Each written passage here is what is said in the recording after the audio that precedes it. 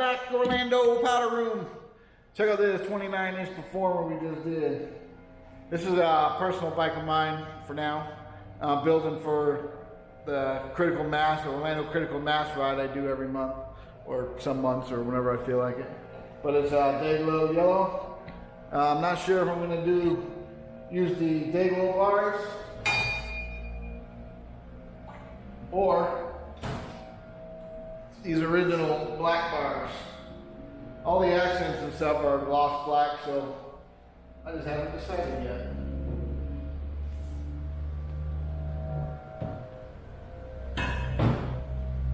But we did biff one thing. These cranks are supposed to be black. So I made them Day-Glo yellow, put my decal on, sprayed the black, peeled the decal off, and then I shot clear over the top. Well, you can't put black over Day-Glo and clear it because you get green. There's no green powder at all on these crank arms. But the yellow mixed with the black, and then you add the clear, it pulls everything through, and you get green. I had this happen to me before on the dyno, and I should have learned my lesson, but I forgot. So these are gonna get stripped, and I'm gonna do Day-Glo yellow, clear, decal, black, peel the decal, and then they should stay black and have Day-Glo GT Power Series. These are obviously not GT Power Series cranks. These are some generics. I don't even know where they came from, but I didn't have cranks for my 29-inch, so I made me some Power Series cranks. The color actually wouldn't look bad in here, but with everything else being black, I'm not gonna let that happen. All right, we got an order in from our friends over at Columbia Coatings. Let's see what they sent us. Pretty sure this is all just boring old stock order. We got a whole bunch of super durable wet clear. This is our chromachrome that you know we love to use. Of course we got some hooks. I believe we have, yes, 2 different size hooks. One for really small parts, and the others I use for hanging frames, just because some of y'all frames are heavy. Receipt. Some nice candy blue. Candy red. All this stock loader. Some super mirror white.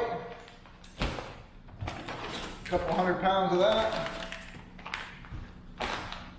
Because white is the most popular color that we shoot here. Mostly for parts, base coats, and we put it on a lot of frames too, but a ton of parts. So we'll get that stuff put away. And then I got a mongoose that we're working on. I already have 3 coats of high build primer on it.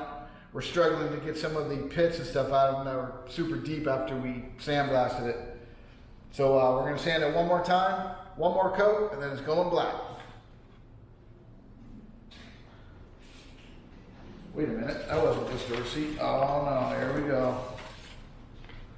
Columbia is starting to send flyers that I don't care about, just like their prismatic counterparts.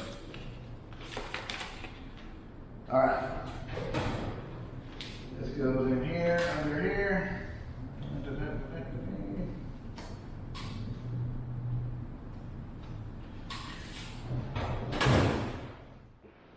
Also, don't forget, this is the 4th and final video for y'all to take a whack at winning this 80s Diamondback. Comment below what you think it weighs, closest to the pin in this video, combined with the last 3 videos. I'm gonna powder coat this thing and send it right to your house, free of charge. You can comment in all 3 videos. You know, if you guess different weights, it doesn't matter. Whoever's closest in the last 4 videos is winning this thing. But you have to be subscribed to the channel. I'm gonna fix all the little, it's got a few little issues, nothing major. But I'll fix it up, powder coat it, and it'll be yours. You do whatever you want with it. Hang it on the ceiling, throw it out in the woods, put some clothes on it, or you can build it. Whatever you want. This is our mongoose we're working on. We have 2 or 3 coats of high build primer on it already. I don't know if you can see it, but it's still not perfect. So I'm going to sand this, get this smoothed out, and we're going to put 1 more coat of high build on here. And hopefully then it'll look close enough to be able to have a nice smooth black, gloss black finish. I think we're going to be all right. The bars, 2 sets of bars are still in good shape. Set of pedal cages and a chain ring, I believe. So everything's going gloss black, so it'll be nice and easy. But we're gonna get this thing sanded. So hand it in. That ain't gonna work like that. Let me go find a sanding pad. The coatings, high build primer. This stuff's been saving pitted OG 80s bikes for I don't even know how long. Problem with it is she's thick. That's its whole purpose. The problem with thick powder, one, if you get it in spots where it doesn't belong, you really have serious issues, like seat post hole, bottom bracket race areas, necks. You start having issues, definitely threaded areas, forget it. But the other issue you have is with thick powder, powder is actually a resistor and insulator. So the more powder you get, the harder it is for the powder to stick to the powder that's already cured. So you start getting what they call back ionization, where the electricity actually builds up on the part and then tries to come back to the gun, and where it tries to jump back, it leaves spots.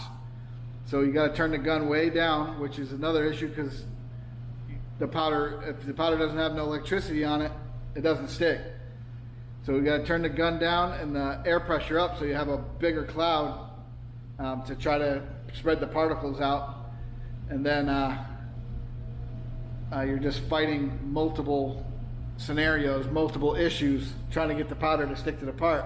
And this isn't even the top coat, so we'll see how it goes. But I can usually combat it pretty well with a couple of tricks and some trigger pulsing and stuff like that, so we'll get it. All right, so we're hung up. The other thing that's very important when you're in this stage of 2 or 3 coats of high build primer, you got to have a really good ground. So we got new hooks. We're going to blow this top bar off with this powder, and we got our big copper wire that goes to a ground rod that's actually outside of the shop. I don't know if you can see it, but it goes out of the wall right there, and it goes out to a 10-foot ground rod that's buried into the ground outside. That gives you a good earth ground. Here in Florida, the water table's at like 2.5 feet, so we're way deep. So I've got a good ground. We've got our machine turned down to where we think the powder will still stick, but not be too excessive where it tries to bounce back. And we got our air pressure turned way up. So we're about ready to put some high build on this unit. Another layer of high build on this unit.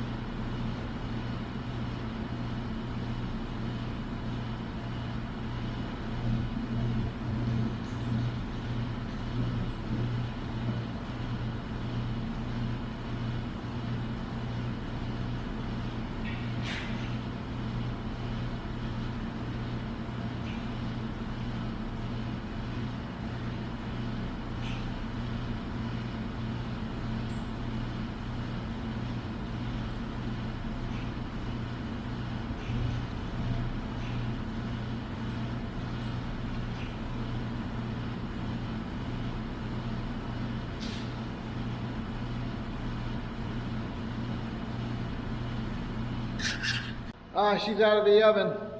As you can see, it's Pretty close. Still has a few small issues that I think I can sand out. I don't know if you can see that. But it has just a couple little spots.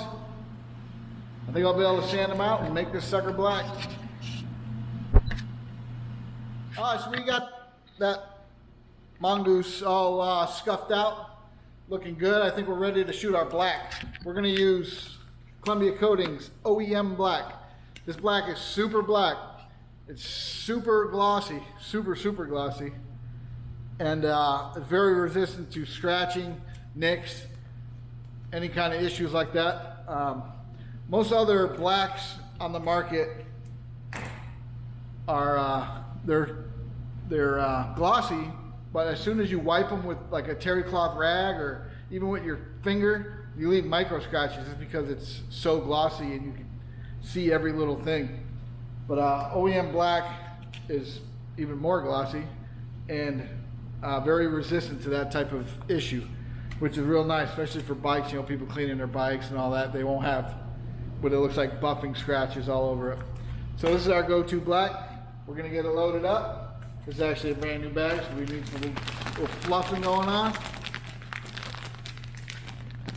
We're gonna make that mongoose black. Hopefully it's got enough of that high build primer on it to make it lay nice and smooth. I believe it is, but there's only one way to find out. So for the homies,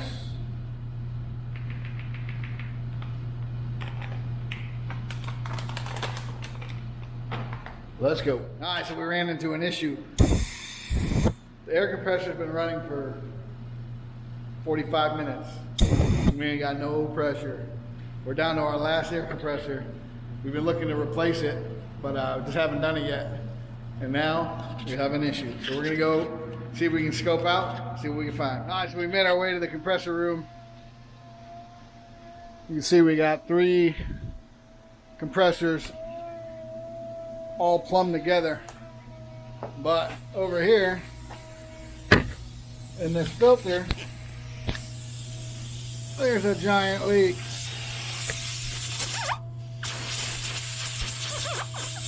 So now we gotta pull that apart, see if we can either bypass that filter, get a new filter, figure out something. And it's all hard pipe, so it's been there for 100,000 years.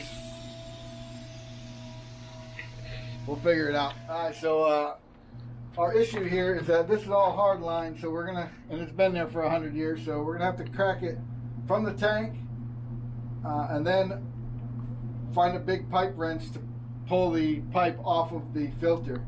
And then we're probably gonna bypass it all so we get pressure so we can keep you guys rolling. So here we go. Not sure how this is gonna work. I should have been a pipe fitter.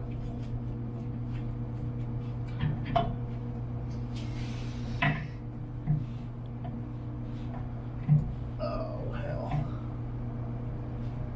This one's already stripped.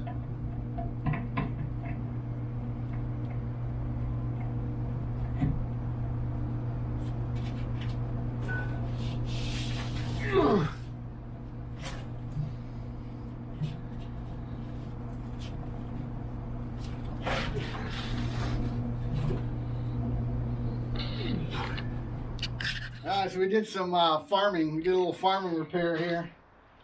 We couldn't get no threaded pipe. The filter won't be in for another week or so. So we just put some PVC from the tank straight into the feed. So now we're gonna go fire up the compressor, let it build pressure, and see what happens. Now we're over here on the other side of Orlando powder room. This is our fabrication area. That's where we keep our grinders. So when we take these Diacomp levers apart, your fork standers, we come over to the working area and we knock this stuff out. So basically we got to get this pin out so we can powder coat this and then put the pin back in. So it's got this little locking ring right here. So we're just gonna knock this lip off the ring. This whole thing will pull right out.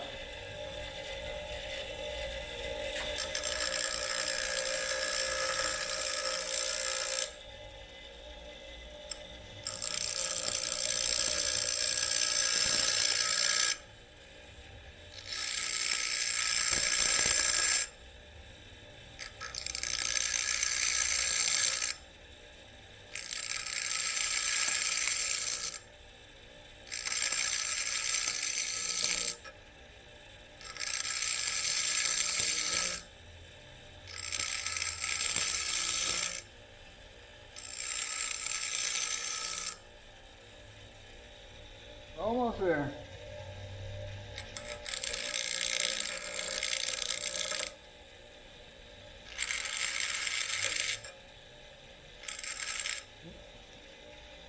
Just like that. Alright, so we got those parts taken apart, but everything needs to be stripped, and we are out of stripper. So now we got this brand new 55-gallon drum of super speed stripper. It's super nasty. It's twice as strong as the last stuff that we have, but it's also twice as dangerous. So I'm going to try to not get it on me and get all this into that pail. See how it goes. All right, you cut it. All right, so our pump yesterday died, and then we used another one, and it died too. So this morning we got pump number 3. I'm sure it ain't gonna last forever, but as long as it gets this barrel pumped into here, I'll be happy. See how it goes. What?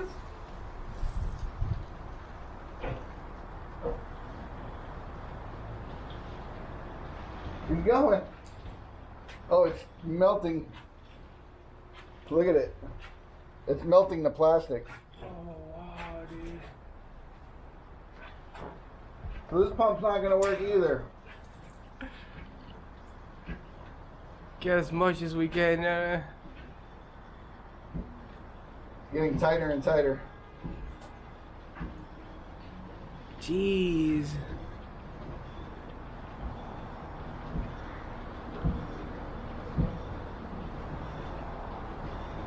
That is not ideal.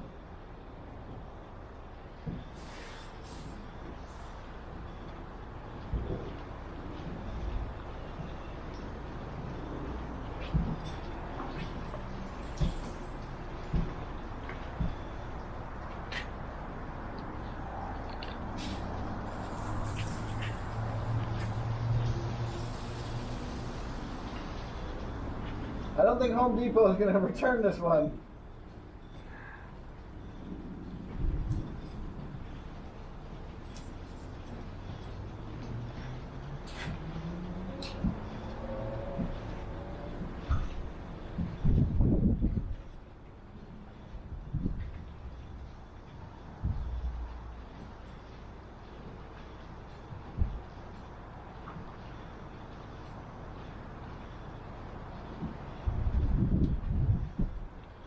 Oh, that's good. Alright, so this is what the pump ended up looking like. It's shot. Alright, so we got ourselves a brand new pump. This one says heavy duty. We actually used this to pump our old chemical, and it would last 55 gallons. But then when you went to, even if you rinsed it, you go to use it again, it didn't work. So we're going to slap this thing together, make some modifications so this hose is longer, because we got to be real careful not to get that chemical on us. So we're going to make this hose longer, and then we're going to get to pumping 2 inches at a time. Hopefully it lasts with this new chemical. It seems to be quite a bit stronger. I wish they still made the old stuff, but whatever, it is what it is.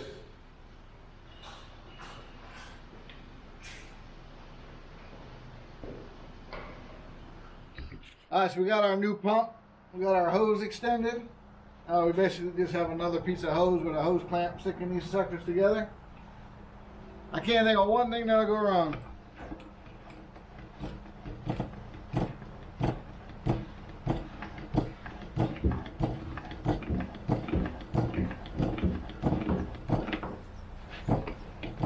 If I could get this barrel up higher, it would just siphon in there, but it weighs 576 pounds, so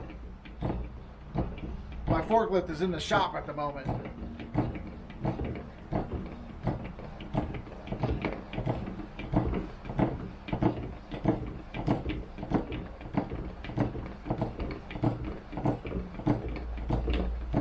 So I'm just going to sit here and pump until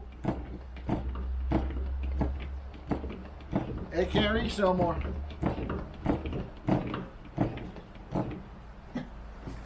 All right. We're all pumped in there. Got her filled up. Now we can get back to work, finally.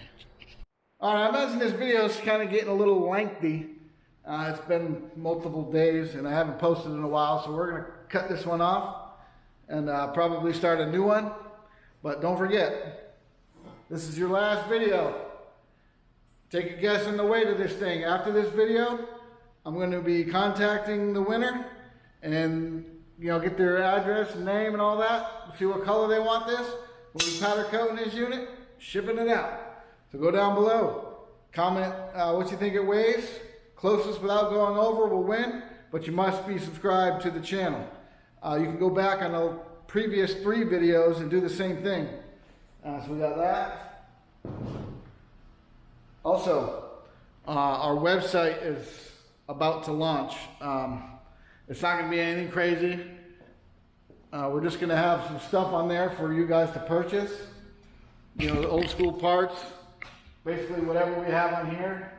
And if it's not already powder coated and you want to purchase it and have it powder coated, just contact me and we can figure all that out. I got that Mongoose Decade. This is an 86 Mongoose Decade that we picked up. Everything's there but the wheels and the seat. I got the Skyway pegs, cranks are there, brakes are there. The spin tech is there in good shape. So I haven't decided if I'm going to powder coat it or just sell it as is, but if somebody wants to make me an offer on it, somebody's interested in it, hit me up. You can own that sucker. And don't forget, very important, March 3rd, BMX Old School Bike Show, St. Cloud, Florida. We'll be there. We'll have a tent there. We'll have some stuff for sale there. We'll have some samples. There's going to be some heavy hitters there. There's going to be some big time local collectors bringing some real nice stuff. So look out for that. But that's pretty much it for now. If anybody's got any questions, concerns, comments, leave them below, and I try to answer everybody. And that's it. Catch you on the next one.